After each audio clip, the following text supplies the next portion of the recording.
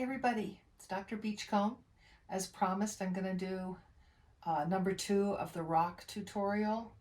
I hope I get this right. This is on quartz. As many of you know, it's my favorite, and different varieties of quartz.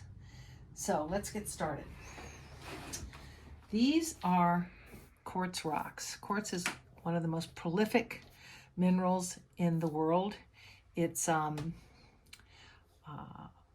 comprised largely of silica, and it's the 7th hardest rock in the world. And there are different types of quartz.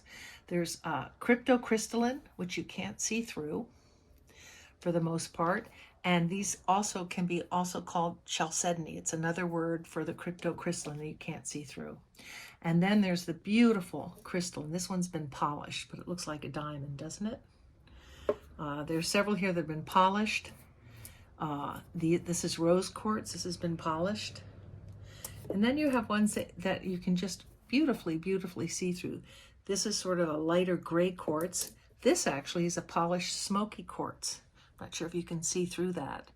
But quartz, crystalline quartz is made into a lot of fine jewelry. In certain places in the mid-Atlantic, they facet these into rings.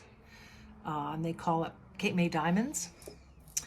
And a lot of these are quartz from the mid-Atlantic region, particularly Long Island. And these are, this is Chesapeake Bay, very thin, very flat, ovals, beautiful. So crystalline quartz, you get a lot of semi-precious stones from crystalline quartz. You get carnelian, smoky quartz, rose quartz, I think topaz. And then you come into the agates, which are really something that they love to beachcomb for over in the Pacific Northwest. You found beautiful agates. And you know, the Pacific Northwest has a lot of gray skies, lots of rain. And when you're walking on a beach in the rain and you suddenly see this beautiful shade of yellow popping out from all the stones, it really makes it something very special. You can also get tiny little agate gems. And they come in a range of colors. Now, agates are a type of, not always, but a type of chalcedony. And chalcedony is basically a type of quartz that you can't see through. So let's see, where is it? Well, this one you can. It's milky. It's opaque, so it's not quite clear. But this cryptocrystalline quartz is, these are what agates are. And you find different types of agates. You can find banded agates. So here's one that's been polished. See the bands in that one? These two, Oregon agates also have bands in them, as does, that's a really classic example of a banded agate. Look at that one. And here's another one. Beautiful, huh? I mean, quartz and chalcedony are just spectacular. And then you have, oh, let's go into here. So this is a classic chalcedony rock, a quartz, cryptocrystalline. This is jasper. These are flints. These are from the Thames, chert or flints. And that's also a type of chalcedony. They're kind of soapy and soft.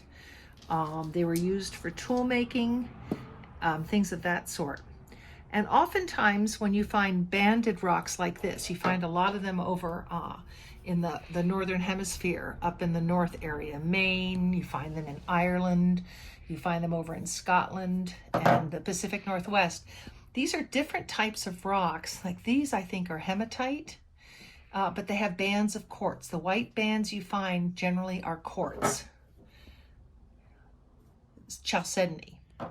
So you have the banded quartz, which are just beautiful pieces, or banded agates. And then we move to the ones that I think are spectacular. And these are the moss agates, or the dendritic agates. And by dendritic, we mean leafing, branching out. These are not really plant materials. These are chromium and manganese metals that got trapped in the cooling process of the silica. But they do look like, doesn't that look like moss? It's beautiful. Here's another one. Just incredible agates, really. And when you find these when you find them in their natural condition, they don't look half this beautiful, really. It's hard to see the patterns inside unless you, this looks like a piece of moss that got caught, doesn't it? Just magnificent, unless you polish them up. One of my first moss agates I ever found was on a beach when I was a little girl, and it looked just like a piece of seaweed had gotten caught in it, although I wasn't sure what it was. I still have that. Anyway, I hope you have a good time. You can always Google for more information. And, you know, again, if I've made any mistakes or you want to enhance what I've said, please feel free to comment. Happy combing.